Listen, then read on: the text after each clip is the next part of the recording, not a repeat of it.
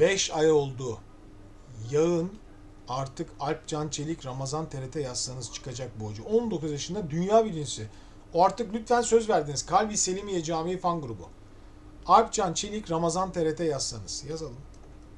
Arkadaşlar kızmayın ya, yaparız, neden?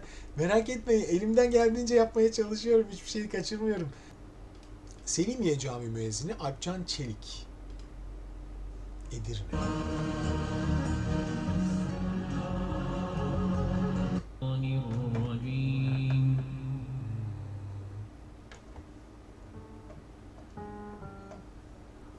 Bismillahirrahmanirrahim.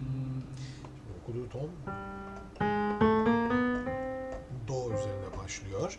Yani do tonundan başlayan genelde tenor olma ihtimali vardır. Bir bakalım ona gene de. أقم الصلاة لدلوك الشمس إلى غسق الليل وقرآن الفجر. Evet, ses tuttuğu pozisyon ne kadar tekniği başarılı. Ses tamamen önde pırıl pırıl tınlıyor. O daha önce bugün incelediğimiz bir okuyucu daha vardı. Onun pes seslerinin çok hışırtılı olduğunu söylemiştim. Bu okuyucu son derece güzel bir şekilde Alpcan Çelik son derece güzel bir şekilde sesi ön bölgede pırıl pırıl tınlatmış. Daha iyi bir ses sağlığı var.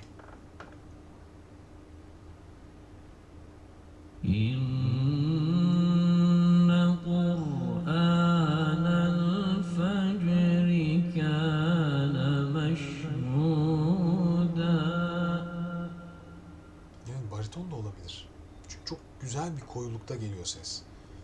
Biraz ileri gidebilir miyim? أخرجني Dizlere de bakalım. إن الباطل كان زهوقا. Biraz ağzı kapalı.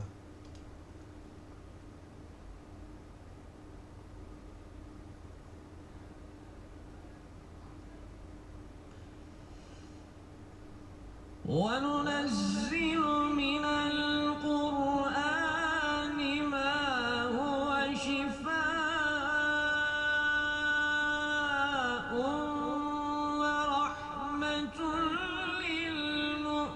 للمؤمنين ولا يزيد الظالمين إلا خسارا.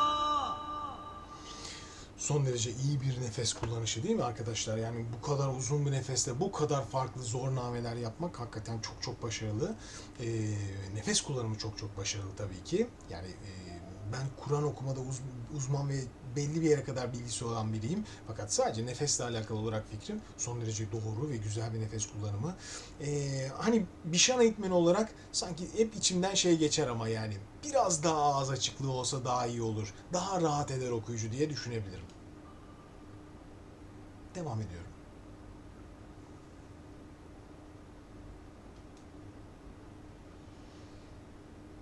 وننزل من القرآن ما هو شفاء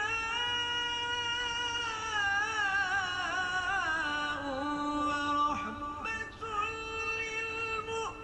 للمؤمنين ولا يزيد الظالمين إلا خسارا. Evet. Biraz önce dediğim o ağız açıklıkların tamamı o kadar güzel gerçekleşti ki tertemiz, pırıl pırıl ses tekniğinde çok doğru, çok güzel bir okumayla müthiş bir ses tekniği gerçekten. Ve hani biz baritonal bir renk gibi. Önce ilk dinlediğimde do çok özür dilerim. Do tonu üzerinde okuduğunu söyledim. Genelde do okuyanlar, do'dan başlayanlar dizleri geniş olan bir yolculuğa başlarlar. Yani tenor tonlarına yakın bir giriş. Fakat daha sonra parça girdiğinde sanki ses bir bariton koyuluğunda, fakat tize çıktığında la si bemol gördü şu anda. Yüksek bariton da olabilir hocamız. Çok güzel bir tiz tekniğiydi yalnız. Orayı bir daha dinlemek, siz de inceleyin, dinleyin. وننزل من القرآن ما هو شفاء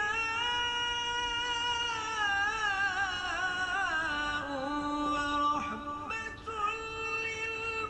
Nefes, للمؤمنين diyafram. ولا يزيد الظالمين إلا خسارا. Evet, mükemmel diyafram kullanımı. Kaç kere ekstradan diyaframına bastıra bastıra o seslere gidip geldiğini dikkatle dinleyin. Bölümü defalarca dinleyin arkadaşlar. Mükemmel bir diyafram kullanımı dinlersiniz. Gerçekten hem ses hem diyafram kullanımı olarak muhteşem bir teknik. Çok başarılı gerçekten. Sonlarına gidiyorum. الله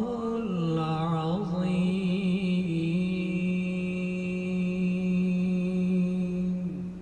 Allah razı olsun. Muhtemelen yani pes tonlarda çok kapalı ağızla giriş var. Bunun pek çok sebebi olabilir.